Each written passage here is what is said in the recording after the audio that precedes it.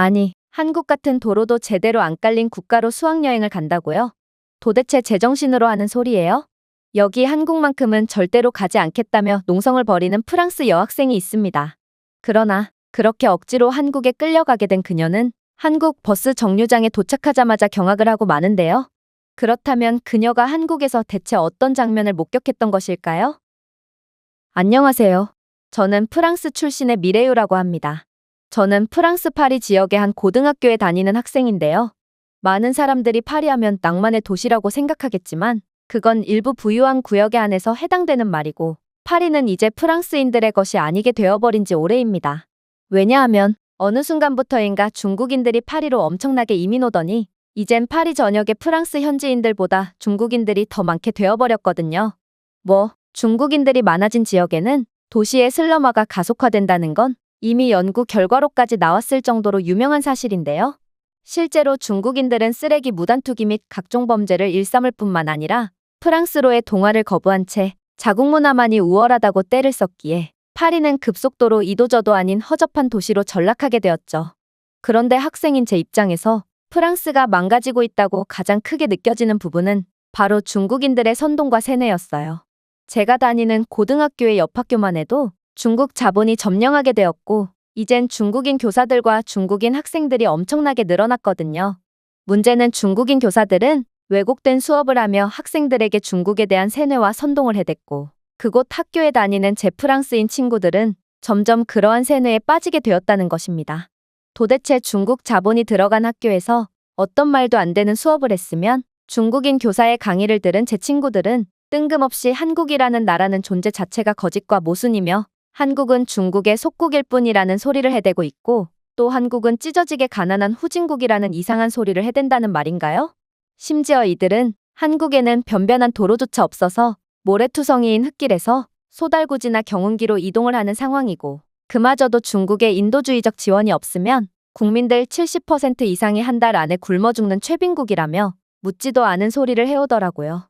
솔직히 저는 한국에 대해 그다지 관심이 없었기에 도대체 친구들이 왜 궁금하지도 않은 한국 이야기를 자꾸만 하는 건지 이해가 안 됐고 저는 이들이 마치 사이비교에 의해 세뇌라도 당한 것 같다는 생각을 할 수밖에 없었습니다.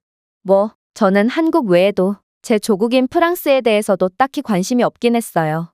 저는 프랑스 최고의 공과대학교를 지망했고 그러한 목표를 달성하기 위해 열심히 공부를 하곤 했기에 공부 외엔 아무런 것에도 관심을 가지지 않았거든요. 자랑은 아니지만 저는 실제로 늘 전국권의 성적을 기록하며 프랑스 최고의 공학자가 되겠다는 꿈에 한 발자국 다가가곤 했어요. 이런 상황에서 저는 공부에 집중하느라 프랑스에서 일어나는 일에도 관심이 없는데 뜬금없이 한국 이야기를 하다니 제가 친구들의 한국 비하에 그저 시큰둥한 반응만을 보였던 것도 어찌 보면 당연했던 것입니다. 그러다 한 번은 정말 충격적인 사건이 터지게 되었습니다. 그건 바로 학교에서 수학여행을 가기로 했는데 여행지가 바로 한국으로 선정되었기 때문이죠. 학교 측에서는 프랑스 학교들의 수학여행지는 늘 유럽 국가들에 치우쳐 있으며 이건 다양성을 중요시하는 프랑스답지 않다고 주장했는데요. 그러면서 학교 측은 다양한 문화를 경험해야 한다며 아시아 국가로의 수학여행을 추진했고 아시아에서 가장 안전하다고 평가받는 곳은 바로 한국이기에 결국 한국으로 수학여행지를 정하게 되었다고 말해오더군요. 그리고 한국으로 수학여행을 가게 된 이러한 상황에 학생들 대부분은 화를 내며 날뛰는 반응을 보이기 시작했어요. 그도 그럴 것이 현재 프랑스는 프랑스를 망치고 있는 중국 때문에 동양인에 대한 반감이 매우 심해진 상황이었는데 중국의 날조와 선동으로 인해 한국도 중국과 별반 다르지 않을 거라고 생각하게 된 학생들에겐 이러한 상황이 청천벽력같이 느껴질 수밖에 없던 거였습니다. 사실 다른 나라에 대해서 크게 관심이 없던 저조차 중국인들의 지속적인 한국 비하를 듣다 보니 결국 한국은 가난하고 이기적인 사람들이 모여있는 국가라고 생각하게 되었을 정도니 다른 학생들이 한국에 반감을 갖는 건 어찌 보면 당연해 보였습니다. 하지만 수학여행은 예정대로 진행되게 되었고 자유와 개인의 권리가 매우 강한 프랑스답게 수학여행 일정은 학생 개개인의 자유에 초점을 맞춰 진행되었죠. 학생들은 인솔자를 따라 정해진 일정을 소화할 것이냐 혹은 기본적인 틀에만 맞추고 세부적인 부분에 대해서는 자유롭게 일정을 진행할 것이냐를 선택할 수 있었는데요. 당연히 대부분의 프랑스 학생들은 각자 돌아다니고 싶은 곳을 자유롭게 돌아다니는 것을 선호했습니다. 솔직히 저는 한국 같은 가난하고 배울 점 없는 국가에 가는 것 자체가 시간 낭비라고 생각했기에 한국 여행 같은 쓸모없는 경험을 할 바엔 조용한 카페에나 틀어박혀 공부나 하는 것이 그나마 나은 선택이라고 판단했는데요. 결국 저는 다른 친구들과 함께 다니는 것도 포기한 채 그저 한국의 조용한 카페에 틀어박혀 공부나 하기 위해 혼자 다니기로 했죠. 그런데 그렇게 마지못해 가게 된 한국에서 저는 공항에 도착하자마자 경악을 금치 못하고 말았습니다. 왜냐하면 한국 공항은 도저히 현실적이지 않은 최첨단 인프라를 통해 여행객들 모두를 경악의 도가니에 빠뜨리고 있었거든요. 일단 한국 공항에는 AI 기반 맞춤형 비서 로봇이 이곳저곳에 돌아다니고 있었는데요. 그런데 한 외국인 여행객이 자신의 항공권을 로봇에 스캔하자 해당 로봇은 그 외국인이 프랑스인이라는 것까지 파악한 뒤 불어를 구사하며 놀라운 정보를 전달해오는 거 아니겠어요? 어서 오세요. 당신은 프랑스인인 것으로 추정되므로 불어를 사용하여 정보를 전달해드리겠습니다.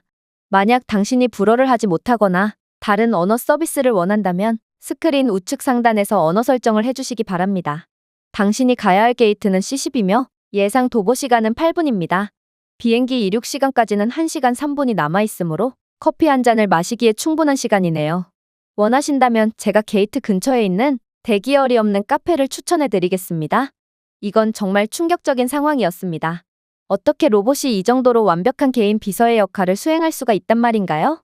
저는 예비 공학도로서 이 비서 로봇에 사용되고 있는 기술들을 얼추 파악할 수 있었고 한국의 기술력은 정말 말도 안 되는 경지에 이르렀다는 것을 알 수 있었는데요. 하지만 한국의 놀라운 AI 기술력은 여기서 끝이 아니었습니다. 저는 공학도를 희망하는 학생으로서 한국의 기술력에 엄청난 호기심이 생겼고 결국 인솔 선생님이 인원 파악 등의 여러 확인 과정을 거치는 틈을 이용해 몰래 근처에 있는 공항 라운지까지 들르게 되었는데요. 그런데 이곳 라운지에는 맞춤형 식사 추천 및 휴식 공간 할당과 같은 AI 기반 맞춤형 서비스가 제공되고 있는 도저히 믿지 못할 장면을 보여주고 있더라고요. AI는 고객 개개인의 식단 선호도에 따라 식사를 제한하고 휴식 공간을 모니터링하여 이용 가능 여부를 확인하며 실시간 비행 업데이트까지 제공하고 있었는데요. 인천공항 라운지의 로봇 웨이터는 좌석에 앉은 승객에게 음식과 음료를 배달하면서 승객의 비행기 일정까지 설명해주고 있기까지 했거든요. 주문하신 채식 국수가 나왔습니다. 그리고 비행기가 정시에 도착했으므로 탑승은 45분 후에 하시면 됩니다. 그야말로 한국은 말도 안 되는 기술력을 통해 세계에서 가장 뛰어난 개인화를 구현해 놓은 상태였고 다시 무리에 합류한 저는 한국이 생각보다 훨씬 선진국이라는 것은 저뿐만 아니라 대부분의 친구들이 느끼고 있다는 것을 인지하게 되었습니다.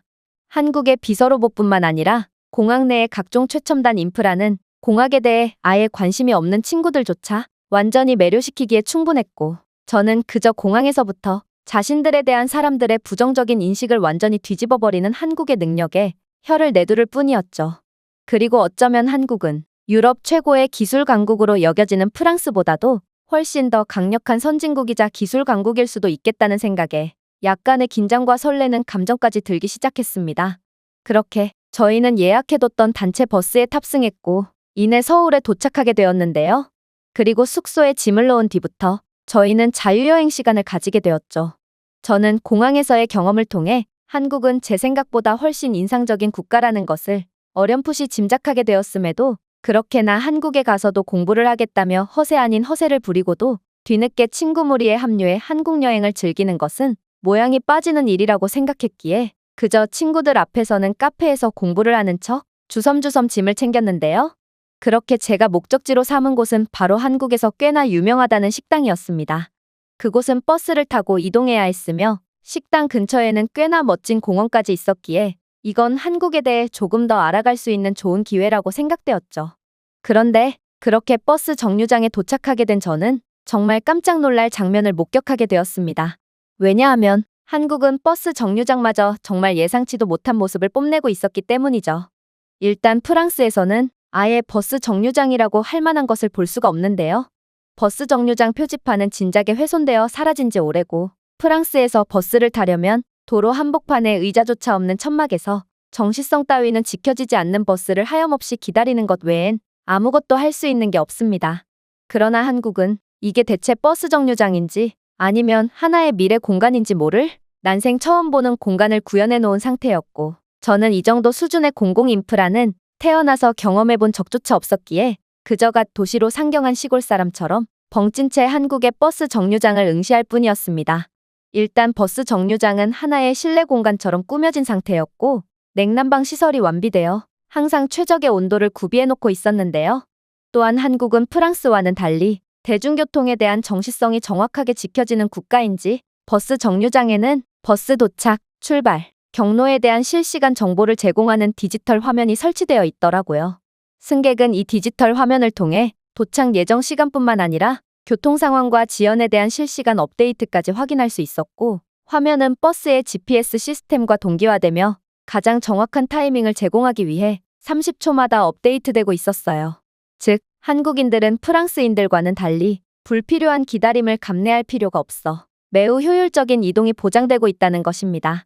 프랑스에서는 버스 한 번 타려면 정시에서 30분은 빨리 오거나 혹은 30분 늦게 도착하거나 하는 제멋대로인 버스 시스템 때문에 넉넉 잡아 1시간 이상은 기다려야 했지만 한국인들은 그러한 낭비되는 시간이 일절없이 하루 24시간을 온전히 보낼 수 있던 거였죠. 하지만 그 무엇보다 놀라웠던 점은 따로 있었습니다.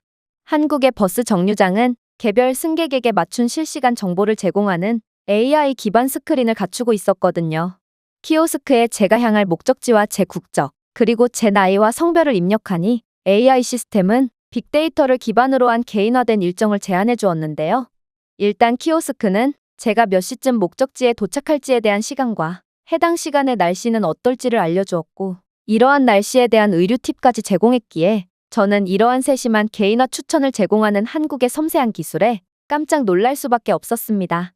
또한 키오스크는 목적지 부근에 있는 프랑스인들에게 좋은 평가를 받았던 카페와 음식점을 추천해 주었을 뿐만 아니라 목적지 근처의 관광지와 각종 명소들을 가상 투어까지 할 수 있는 기회를 제공했는데요. 저는 스크린을 통해 목적지 인근에 있는 박물관을 가상으로 걸을 수도 있었고, 목적지 미리 보기를 체험하며 제가 도착할 곳이 어떻게 생겼는지를 사전에 파악할 수 있었습니다. 이건 정말 상상을 초월하는 오직 한국만이 구현할 수 있는 놀라운 콘텐츠였고, 저는 이러한 키오스크를 즐기느라 벌써 버스를 2대나 그냥 보냈을 정도로 한국은 시민들에게 최고의 정보를 제공할 뿐만 아니라 버스를 기다리는 시간이 지루하지 않게끔 최선의 배려를 해주고 있더라고요.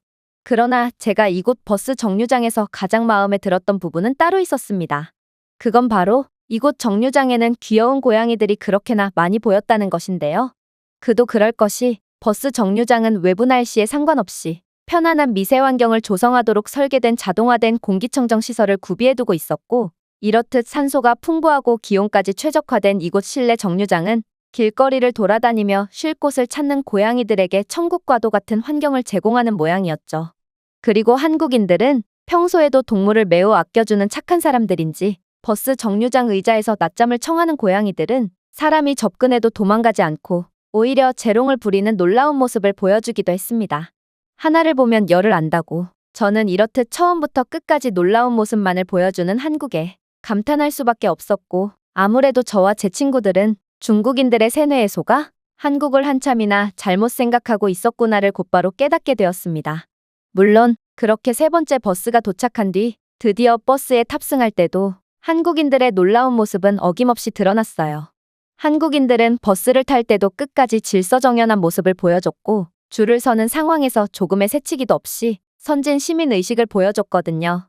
사실 프랑스 내의 중국인들의 경우 새치기는 너무나도 당연하고 종종 자신들의 친구들을 떼거지로 데려와서 모조리 자신의 앞줄에 세우는 정말 상상을 초월하는 시민의식 수준을 보여주곤 하는데요. 물론 프랑스인들 중에 새치기를 하는 사람들이 없다고는 말 못하겠지만 중국인들은 도대체 어떤 인생을 살아온 건지 이들은 남녀노소를 가리지 않고 당연하다는 듯 질서를 파괴했기에 프랑스 정부는 버스 정류장 등의 차례를 기다리는 곳에 일일이 줄을 서시오 팻말을 중국어로만 적어놓는 특단의 조치를 강행했죠. 그럼에도 중국인들의 새치기는 줄어들 기미가 보이지 않지만 말입니다. 하지만 한국인들은 그러한 수준 낮은 중국인들과는 차원이 다른 사람들이었고, 저는 도대체 중국인들은 무슨 자신감으로 이런 얼토당치 않은 거짓말로 한국인들을 음해한 것인지, 중국인들은 정말 뻔뻔함의 경지를 넘은 사람들이라고 생각하며 한숨을 쉴 뿐이었습니다. 아무튼 그렇게 저는 드디어 목적지에 도착하게 되었습니다. 그런데 근처 공원을 거닐다가 마침내 식당에 들어갔을 때 저는 제가 충격적인 상황에 직면했다는 것을 깨닫게 되었습니다. 왜냐하면 분명 주머니에 있어야 할 스마트폰은 어디에도 보이지가 않았거든요. 이건 정말 청천벽력 같은 상황이었습니다. 저는 제가 돌아갈 숙소의 위치와 선생님들 및 친구들의 연락처 등 모든 정보가 스마트폰에 저장되어 있었는데 그러한 스마트폰이 사라졌다는 건 저는 한국에서 국제 미아가 되었다는 소리와 다름없었거든요.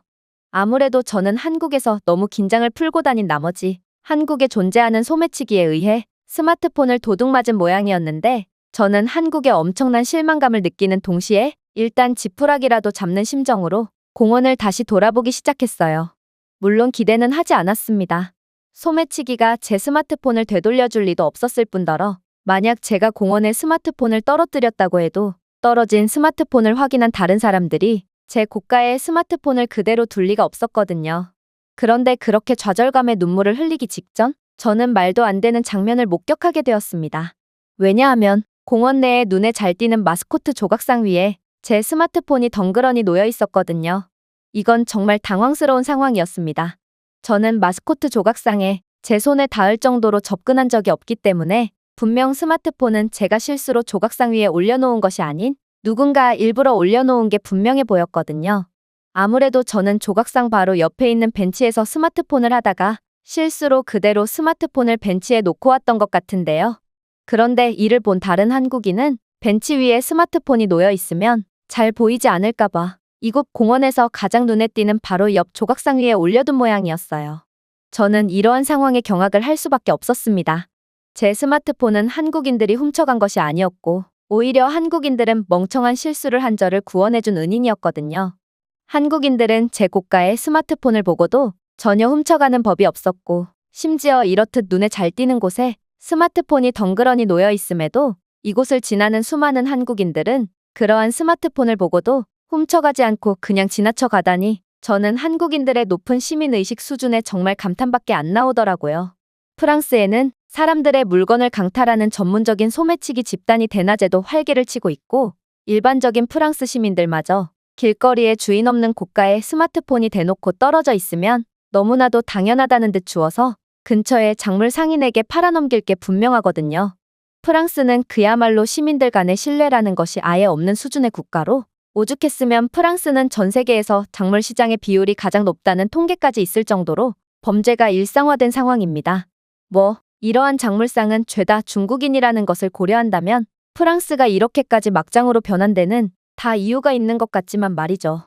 하지만 한국인들의 행동을 보면 이 민족은 세계에서 가장 시민의식이 높을 뿐더러 가장 정직한 사람들이 분명했고 저는 아직까지도 국민들 간의 끈끈한 신뢰가 유지되는 이런 나라에서 사는 기분은 어떨까 싶어 엄청난 부러움을 느껴야 했습니다.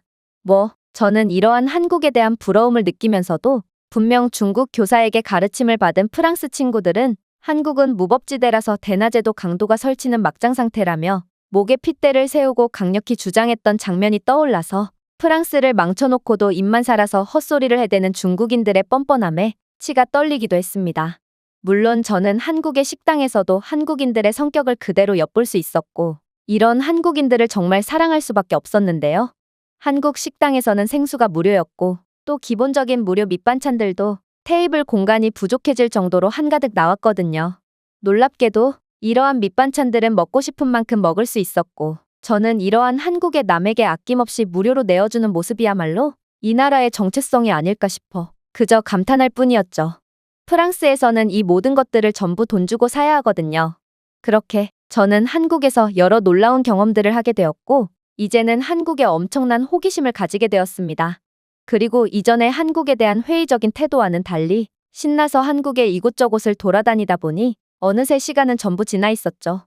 저희는 날이 어둑해지는 밤 6시에는 전부 숙소로 돌아오기로 합의를 마친 상황이었고 이 말은 저는 이제 숙소로 돌아가야 된다는 말이었거든요. 프랑스에서는 해가 짐과 동시에 범죄가 들끓으며 무법지대로 변하는데요.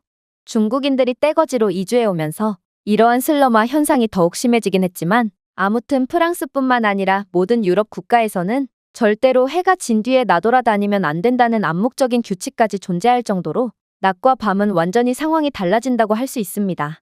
그래서 아무리 개인의 자유를 중시하고 규칙을 절대 지키지 않는 프랑스 학생들이더라도 밤이 되면 숙소로 돌아오는 규칙만큼은 전부 다 지켰죠. 그런데 저는 숙소에 도착하자마자 한국에서 경험한 것들이 자꾸만 머릿속에 맴돌아서 견딜 수가 없었습니다. 그리고 아직도 한국에서 체험해보고 싶은 것들이 너무 많았기에 저는 도저히 참지 못하고 미친 짓을 감행하기로 했죠. 바로 숙소를 탈출하고 한국의 밤에 돌아다녀보는 거였는데요. 사실 이건 아무리 통제불능인 다른 프랑스 학생들조차 절대로 생각조차 하지 않는 행동이었습니다. 프랑스에서 밤길을 혼자 돌아다닌다는 건 그야말로 10분 안에 약물 중독자나 약물 거래 조직원들에 의해 끔찍한 짓을 당하는 지름길이었거든요. 프랑스의 낮의 거리는 일반적인 시민들의 것이지만 해가 지면 그들의 것으로 변해버리죠. 프랑스의 밤이 얼마나 위험하면 프랑스 공영방송에서조차 밤에는 절대로 집 밖으로 나오지 말라고 신신당부하는 상황이고, 밤거리에서 경찰에 신고를 하면 경찰조차 출동을 거부하곤 하거든요. 시민들을 지켜야 할 경찰조차 그러길래 왜 늦은 밤에 밖에서 돌아다니냐며 범죄 조직을 만난다면 그냥 원하는 것을 모두 줘버리고 자신들은 너무 위험하니 출동하지 않겠다는 황당한 답변을 하는 지경에 이르렀죠. 특히나 저는 여자기에 만약 한국에서 위험 상황이 발생한다면 이러한 위험에 더욱 속수무책으로 당할 수밖에 없을 것입니다. 하지만 저는 한국은 뭔가 다를 거라는 알 수 없는 확신을 느꼈고, 그렇게 고심에 고심을 거듭한 결과 밤 10시 취침 시간이 되자마자 숙소에서 뛰쳐나와 버렸습니다. 그러나 저는 프랑스에서 밤거리를 걸어본 적이 거의 없어서 그런지 한국의 밤길은 분명 안전한 것처럼 보였지만 뭔가 알 수 없는 찜찜함과 두려운 감정이 들기도 했어요. 저는 어두워진 후 많은 나라에서 흔히 볼 수 있는 미행이나 강도의 상황이 염려되기 시작했거든요. 저는 분명 한국인들이 매우 양심적이고 범죄 따위를 저지르지 않는 사람들이라는 것을 알았음에도 파리라는 위험한 도시에서 자란 저였기에 계속해서 최악의 상황을 상상하며 겁에 질린 행동을 반복하기 바빴는데요. 그런데 밤길이 익숙지 않은 제가 결국 두려움에 못 이겨 다시 숙소로 돌아가려고 하던 그때 제 눈에 놀라운 장면들이 들어오기 시작했어요. 바로 한국의 놀라운 대중교통은 야간에도 어김없이 운영되고 있는지 버스 정류장에는 실시간 버스 시간표, 노선도, 지역 안내를 제공하는 조명 터치스크린이 빛나고 있었고, 이러한 버스 정류장의 불빛은 온 거리를 환하게 빛내고 있었거든요. 공원은 또 어떻고요? 야간의 어두운 공원은 약물 거래의 장소로 사용되는 프랑스와는 달리 한국의 공원은 밤에도 환하게 빛나며 이곳에서 범죄 행위 따위는 엄두조차 못 내게 하고 있더군요. 심지어 공원의 조명은 낮에는 태양열로 충전되고 밤에는 밝게 빛나는 친환경 소재로 만들어졌기에 한국은 모든 인프라를 낭비 없이 유지할 수 있게끔 하고 있었습니다. 한국이 얼마나 안전했으면 지금은 한밤중임에도 아이들이 공원에서 신나게 놀고 있었고, 공원의 어린이 놀이 공간에는 모션 센서 조명과 보안 카메라가 설치되어 있어 끝까지 안전을 보장하고 있었죠. 하지만 한국의 가장 놀라운 점은 따로 있었습니다. 바로 한국 골목길에는 눈에 쉽게 띄고 사용하기 쉬운 비상호출 키오스크가 설치되어 있었거든요. 이 키오스크는 경찰 및 의료 서비스와 연결되어 있어 필요할 때 즉시 도움을 받을 수 있었는데요. 그런데 도대체 한국은 얼마나 안전한 국가면 이 키오스크는 좀처럼 사용되는 법이 없는지 먼지가 뽀얗게 앉아있더라고요.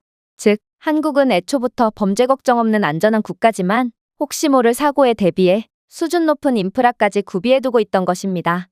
실제로 한국은 제 생각보다도 훨씬 안전한 국가인지, 프랑스였다면 무슨 일이 벌어졌을지 모를 이러한 밤 골목임에도 한국에서는 초등학생쯤 되어 보이는 아이들이 책가방을 맨 채로 어떠한 범죄의 위협 없이 안전하게 집으로 향하고 있었는데요. 결국 저는 이러한 한국의 완벽한 모습을 보고 완전히 긴장의 끈을 놓게 되었고, 어쩌면 제 인생 처음이자 마지막으로 어두운 밤에 한껏 즐겨보기로 결심했습니다. 그렇게 제가 버스를 타고 이동한 곳은 경복궁이었어요. 처음에는 어두운 밤이었기에 궁궐이 어둡고 침울할 것으로 예상했지만 역시나 한국은 예상이라는 것을 할 수가 없는 국가였고, 경복궁은 우아하게 빛나는 건축물의 걸작을 보여주고 있더라고요.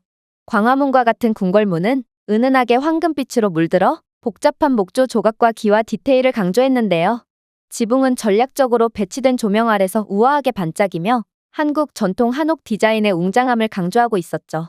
저는 이러한 경복궁 근처를 걸으면서 마치 다른 세계에 있는 것처럼 빛나는 서울의 현대적 스카이라인까지 볼 수 있었는데요. 밤에 경복궁을 걷는 것은 마치 시간여행을 하는 것처럼 느껴졌고, 벽 너머 서울의 현대적인 심장 박동과 대조되는 경복궁의 우아하고 고풍스러운 멋은 그야말로 서로 완벽한 조화를 이루며 감탄이 절로 나오게 했습니다. 밤의 한강은 또 어떻고요? 한강대교에서는 색이 변하는 LED 조명으로 물을 분사하여 다리 위에 매혹적인 무지개 효과를 연출하고 있었고, 이러한 분수는 한국 전통음악부터 세계적인 K-팝까지 음악에 맞춰 리드미컬하게 움직이고 있었기에 독특한 분위기를 자아내고 있었는데요. 특히나 한강변 공원에는 가족 단위로 피크닉을 즐기고 있었고, 시원한 밤 공기를 즐기는 조깅객과 2인 자전거를 타는 커플 등 다양한 액티비티를 즐기는 사람들도 어렵지 않게 찾아볼 수 있었기에 공원은 더욱 활기찬 분위기를 자랑하고 있었습니다. 또한 요정 조명으로 빛나는 나무가 늘어선 산책로가 낭만적인 분위기를 연출하기도 했기에 저는 밤이 되면 슬럼가로 변해버리는 프랑스 공원과는 완전히 대조되는 한강의 모습에 그저 부러움과 감탄만을 느낄 뿐이었습니다. 한국인들은 한밤중임에도 너무나도 편안하고 행복한 시간을 보내고 있었고, 밤이 되면 아무것도 할 수 없는 국가에서 온 저로서는 이렇듯 한국인들은 아무리 늦은 시간이더라도 안전이 확실히 보장된 상태로 가족들과 시간을 보낼 수 있다는 점에 엄청난 부러움만 느낄 뿐이었죠. 그렇게 저는 한국의 밤을 완전히 만끽한 채 다시금 숙소로 돌아왔습니다. 제가 한국의 밤에 무엇을 보고 경험했는지는 저와 같은 위험한 파리에서 자란 친구들은 절대로 믿어주지 않을 게 분명한데요. 그래서 저는 이러한 한국이 숨기고 있던 보석을 그대로 제 마음속 한편에 묻어두기로 했습니다. 그리고 한국에 대해 완벽하게 이해하게 된 저는 한국은 가난하고 치안이 붕괴된 무법지대라는 중국인들의 주장에 다시금 분노를 느낄 뿐이었는데요. 세계 최고의 기술력을 가진 한국은 공학자가 되고 싶은 제게 있어 꿈의 국가였고, 여기에 혀를 내두르는 시민의식과 사람들의 높은 수준, 새벽에도 안전한 최고의 치안을 가진 선진국인 한국은 그야말로 모두가 살고 싶어하는 기적의 국가였거든요. 저는 프랑스로 돌아온 뒤에도 계속해서 한국에서의 경험이 생각나서 미쳐버릴 것 같은 느낌이 들었고, 결국 한국에서 새 출발을 하기로 마음먹었는데요. 현재 저는 한국 대학교로 유학 가는 것을 목표로 삼고 열심히 공부 중이고, 한국은 분명 저를 훌륭한 공학자이자 행복한 삶을 살아가는 사람으로 이끌어줄 거라는 근거 없는 확신을 느끼는 중입니다. 제가 준비해온 내용은 여기까지입니다. 끝까지 시청해주셔서 진심으로 감사드리며 여러분들의 구독과 좋아요, 알림 설정은 영상 제작에 큰 힘이 됩니다. 이상 세모튜브였습니다.